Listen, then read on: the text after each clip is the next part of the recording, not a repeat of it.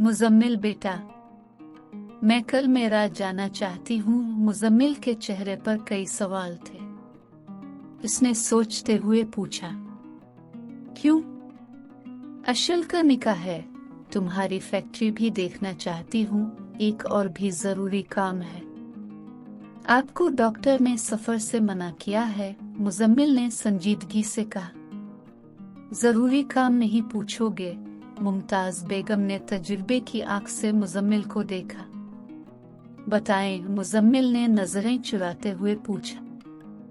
किसी से मुआफी मांगनी है, तो मुमताज बेगम ने हतमी अंदाज में बताया। किससे? मुजम्मिल बगैर तवक्कुफ के बोला।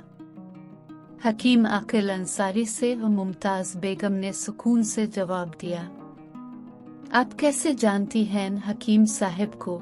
मुजम्मिल शशतर था अपनी दादी की बात सुनकर। मैं ही तो जानती हूँ असल हकीकत, मुमताज बेगम ने खोई खोई आवाज में कहा। कैसी हकीकत? इसने ऐसे कहा जैसे इसकी चोरी पकड़ी गई हो। हम दो बहनें थीं, जनूबी पंजाब में अब्बा और ताया की हजारों एकड़ जमीन थी। मेरी बड़ी आपा का नाम आसमा था। वो ताया के बेटे शहवार की मंगेतर भी थी।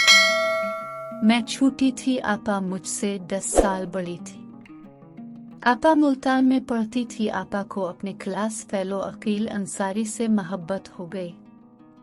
आपा ने अब्बा और ताया की मर्जी के खिलाफ अकील से शादी कर ली। अब्बा ने आपा को जायदाद से आग कर दिया और कसम खाई कि वो पूरी जिंदगी आपा की शक्ल ना खुद रखेंगे और ना अपने खानदान में से किसी को देखने देंगे। अब्बा ने मेरी शादी एक बीवर करेट से कर दी। हुमायूं बेग मतलब तुम्हारा दादा, वो पढ़ा लिखा आदमी था और मैं मिडिल पास। आपा की शादी के बाद अब्बा ने मुझे पढ़ने नहीं दिया। मेरी तमेरी दादा हुमायूं बेग से बनी नहीं, उसने मुझे तलाक दे दी। तब तुम्हारा बाप मुदस्सिर बेग सिर्फ 6 माह का था। अब्बा ने मुझे ये वाला घर खरीद दिया और कहा कि तुम लाहौर ही में रहो। एक बेटी ने मर्जी से शादी कर ली, दूसरी की तलाक हो गई। अब्बा को इन दोनों सदमों का गहरा असर हुआ, वो भी चल बसे। अब्बा के मरने की देर थी, मेरे ताया के बेटे शहवार ने हमारी आधी जमीन पर कब्जा कर लिया। अदालत में केस चल पड़ा। अदालत में केस चलता रहा, फैसला नहीं हुआ। मैंने मुदस्सिर के लिए शादी न करने का फैसला किया था। तुम्हारा बाप मुदस्सिर जवान हो गया, मैंने इसे बड़े लाडोहे से पाला था। एक दिन कहने लगा, मैंने एक लड़की पसंद की है, इसी से शादी करूंगा। मैंने फौरन रजामंदी जाहिर कर दी। मुदस्सिर का सबसे करीबी दोस्त नोमान लगारी उसकी शादी में पेश था। नोमान का ताल्लुक मुल्तान से था। तमेरी वालिदैन मुदस्सिर और मारिया की शादी छूटिए के एक हफ्ता बाद नोमान की भी शादी थी। मुदस्सिर ने कहा, मैं नोमान की शादी में मुल्तान जाना चाहता हूँ। मैंने कहा, जाओ बेटा। तमेरी वालिदैन मुल्तान चले गए। नोमान की शादी के 15 दिन बाद मुदस्सिर ने नोमान और उसकी बीवी की दावत की। नोमान की बीवी का नाम नीलम था। तुम्हारी माँ मारिया जितनी मॉडर्न थी, नीलम इतनी ही सादा थी। नोमान लगारी की नौकरी भी लाहौर ही में थी। चारों रोजाना मिलते, घंटों बातें करते, सैर पर जाते, बाहर खाना खाते। मैंने मुदस्सिर और मारिया को कभी मना नहीं किया था। नोमान के घर वाले मुल्तान में थे, उससे रोकने वाला यहाँ कोई नहीं था। एक दिन नीलम ने बातों बातों में अपनी माँ का जिक्र किया, तब मुझे पता चला वो तो आपा आसमा की बेटी है। मैंने ये बात मुदस्सिर से की और कहा, मैं अपनी बहन से मिलना चाहती हूँ। इन दिनों शादियों को 4-5 माह का अरसा गुजर चुका था।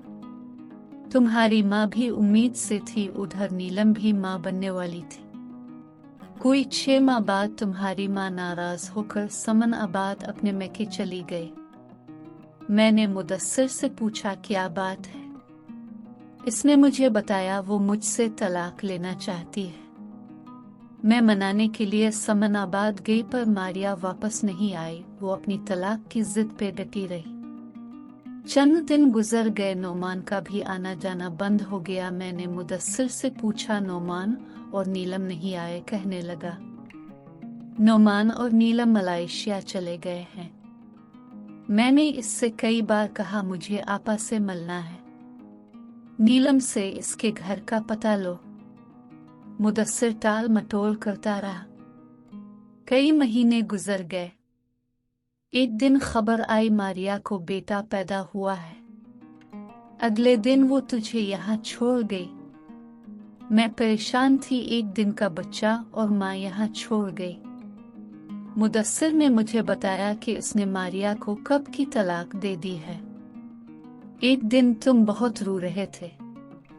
तुम फीडर से दूध नहीं पी रहे थे। तब बासित कोई 2 माह का होगा। बल्कीस ने तुम्हें देखा तो मुझसे कहने लगी, बेगम साहिबा मैं छोटे साहिब को अपना दूध पिला दूं। मैंने कुछ देर सोचा, फिर कहा, अपने क्वार्टर में ले जाकर पिला दिया करो।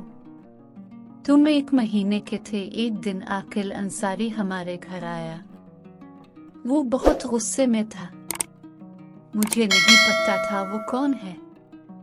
कहने लगा, मुदस्सिर किधर है? मैंने पूछा, क्या बात है? कहने लगा, वो मेरी बहन को भगा कर ले आया है। मैंने पूछा, कौन है तुम्हारी बहन? उसने मुझे बताया, नीलम मेरी बहन है। मुदस्सिर से लेकर भाग गया है। 1.5 माह की अशल को छोड़कर नीलम मुदस्सिर के साथ भाग गई। चंद दिन बाद एक और खबर सुनने को मिली, नोमान ने समनाबाद मारिया के घर पर इससे निकाह कर लिया है। आपा को मोहल्ले की किसी औरत ने ताना दिया तो भी भागकर आई थी, इसलिए तेरी बेटी भी भाग गई है। आपा ये बर्दाश्त न कर पाई और चल बसी। हकीम आकिल अंसारी तब मास्टर आकिल अंसारी था, जो कि मास्टर महमूद का जिगरी दोस्त था। मास्टर महमूद ने मशवरा दिया, तुम मेरे गांव आ जाओ। आकिल और अरूसा भी मुल्तान में लोगों की तंजिया बातों से तंग आ गए थे। आकिल ने मुल्तान से अपना सब कुछ बेच दिया और मास्टर महमूद के पास आ गया। मेराज के में सब यही जानते हैं कि अशल आकिल और अरूसा की बेटी है। इनकी खुद की औलाद नहीं थी, उन्होंने अशल को बेटी से बढ़कर प्यार दिया। तुम 8 साल के हो गए। हमारी अदालत में तारीख थी, इस दिन जमीन का फैसला भी मेरे हक में हो गया। शहवार ने केस हारने के बाद अदालत के अहाते से बाहर मुझ पर फायरिंग करवा दी। मेरा गार्ड जख्मी हुआ। अगर बासित का बाप बदर हुसैन मेरे हिस्से की गोली अपने सीने पर न खाता तो आज कब्र में उसकी जगह में सो रही होती। बदर हुसैन और बल्कीस के बड़े एहसान हैं मुझ पर। मुमताज बेगम के आंसू गालों पर गिर रहे थे। मुजम्मिल ने देखा तो दादी के गिले लग गया और उन्हें दिलासा दिया, दादा आप मेराज के जरूर जाएं, पर आप हकीम साहब से मुआफी नहीं मांगी। मुदस्सिर बेग के गुनाहों की आप क्यों मुआफी मांगती हैं? मुजम्मिल ने रूंधी हुई आवाज के साथ कहा, मुझे मुदस्सिर पर सबसे ज्यादा गिला इस बात का है, उसे नीलम को भगा कर नहीं ले जाना चाहिए था। मुझसे कहता मैं आपा से हाथ जोड़कर रिश्ता मांग लेती। मुमताज बेगम ने अपने आंसू को साफ करते हुए कहा, एक बोझ है दिल पर, सोचता हूँ अशल को बता दूं। हकीम साहब एहसास नदामत से अरूसा से मुखातिब थे। कैसा बोझ? अरूसा ने फिक्रमंदी से पूछा। जिन दिनों नोमान ने नीलम को घर से निकालकर मुल्तान भेज दिया था, एक दिन नीलम ने झिझकते झिझकते मुझसे कहा, भाई आपसे एक बात करनी है। मैंने कहा, बोलो। कहने लगी, आपको पता है नोमान ने मुझे घर से क्यों निकाला? मैंने कहा, बताओ। नीलम कहने लगी, वो अपने दोस्त मुदस्सिर बेग की बीवी से शादी करना चाहता है। मुदस्सिर बेग ने मारिया को तलाक दे दी है और नोमान ने मुझे भी तलाक के साथ ही यहाँ भेजा है। तुम्हें तलाक हो गई है। मेरे पैरों के नीचे से जमीन निकल गई ये सुनकर नीलम कहने लगी, भाई अब घबराए नहीं, मैं अब पर बोझ नहीं बनूंगी। सिर्फ बच्चे की पैदाइश तक मैं यहाँ हूँ, उसके बाद मैं मुदस्सिर से निकाह कर लूंगी। मुदस्सिर क्यों करेगा तुमसे निकाह? वो मुझे पसंद करता है और मैं भी। नीलम की ये बात सुनकर मुझे बहुत गुस्सा आया। इतना उसकी तलाक की खबर सुनकर भी नहीं आया था। फिर नीलम ने मुझे बताया मुदस्सिर कोई गैर नहीं, हमारी खाला मुमताज का बेटा है। ये बात सुनकर मैं आपे से बाहर हो गया। अब्बा और अम्मा ने अपने अपने घर वालों की मर्जी के खिलाफ शादी की थी। अब्बा के शरीयके ने उनका हुक्का पानी बंद कर दिया। नाना और खाला ने भी कभी हमारी खबर नहीं ली थी। अब्बा बीमार हो गए। अम्मा ने लोगों के बच्चों को ट्यूशन पढ़ा कर अब्बा का इलाज करवाया और हमारे भूखे पेटों को खाना फराहम किया। चंद दिन बाद अब्बा चल बसे। तब मैं मैट्रिक में पढ़ता था। मैंने ये खबर नाना और खाला को भिजवाई, मगर इस तरफ से भी कोई ना आया। अब्बा के खानदान वालों ने भी उनके जनाजे में शिरकत ना की। मुझे जितनी नफरत अब्बा के खानदान से थी, इससे से कहीं ज्यादा अम्मा के घर वालों से भी थी। हकीम साहब बात करते करते रुक गए।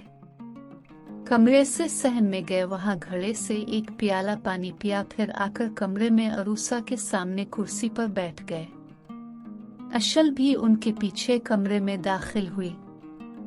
मैंने नीलम से कहा, मैं तुम्हारी किसी से भी शादी कर दो नूनूनागा, मगर मुदस्सिर से किसी कीमत पर नहीं होने दूंगा। हकीम साहब ने ठंडी सांस भरी और फिर खामोश हो गए। अरूसा टुकटिकी लगाए हकीम साहब को देख रही थी। अशल भी खामोशी से दीवार के साथ टेक लगाए खड़ी थी। हम जितने मर्जी मजहबी बन जाएं, औरत को इसका हक नहीं देते। अपनी पसंद से शादी करना हर औरत का शरई हक है। हक देना तो दूर की बात, हम तो पूछना भी गवारा नहीं करते। अम्मा का सिर्फ इतना कसूर था, उन्होंने अपनी पसंद से शादी की। अम्मा जैसी नेक सीरत औरत मैंने अपनी पूरी हयाती में नहीं देखी। नीलम ने कुछ गलतियां जरूर की थी, आखिर में वो भी शादी ही करना चाहती थी। मैं इस वक्त मान जाता तो अशल और मुजम्मिल को माँ बाप का प्यार मिल जाता। अरूसा बेगम, तुमने मुझसे कई बार पूछा अशल के कहने पर अपने हारिस के हक में फैसला क्यों दे दिया। पसंद से शादी करना अशल का हक था, मैंने तो सिर्फ इसका हक दिया है इसे। हकीम साहब इस बात से अनजान थे कि अशल उनके पीछे ही खड़ी है। पता है, आज मुझसे कहने लगी, अब्बा मैं अपनी एक सहेली को निकाह पर बुलाना चाहती हूँ। मैंने कहा, भाभी मरियम को मैंने कह दिया है। बोली, मैं महम की बात नहीं कर रही दादी मुमताज, वो है मेरी सहेली, अपने मुझे मॉडल टाउन भेजा था। आपके ही कहने पर मैंने उनसे बात की, फिर वो मेरी सहेली बन गई। अब सोच रहा हूँ खाला मुमताज का कैसे सामना करूँगा। अशल आगे बढ़ी और कुर्सी के पीछे ही से हकीम साहब से लिपट गई और कहने लगी, अब्बा मैंने भी अपनी पूरी जिंदगी में अब से अच्छा शख्स नहीं देखा। अब दोनों मेरे लिए मेरे पेरेंट्स से बढ़कर है। एक रिक्वेस्ट है आपसे, अब दादी मुमताज से माजी की कोई बात डिस्कस न करें, बस उनसे मिलना शुरू कर दें। हकीम साहब ने इसे कलाई से पकड़ा और अपने सामने अरूसा के पलंग पर उसके कदमों में बिठा लिया। हारिस की कोई खैर खबर? वो सब शॉपिंग से आ चुके हैं और इस वक्त मेराज के अपने घर पर हैं। अशल ने खुशी खुशी तफसील दी। वो सब कौन? अरूसा ने तजस्सुस से पूछा। आंटी हलीमा, उनका बेटा मोमिना और आंटी मरियम। उंगलियों के पोटों पर गिनते हुए अशल बोली, सास का नाम ले लेती हो, मंगेतर का नहीं। अरूसा ने अशल को छेड़ा। अम्मा, अशल अम्मा कहते हुए शर्माए। अशल बेटी, तुमको कुछ और खरीदना है तो पैसे ले लो, हकीम साहब ने शफकत से पूछा। नहीं अब्बा, अशल ने मशकूर निगाहों से हकीम साहब को देखा और उठकर चली गई।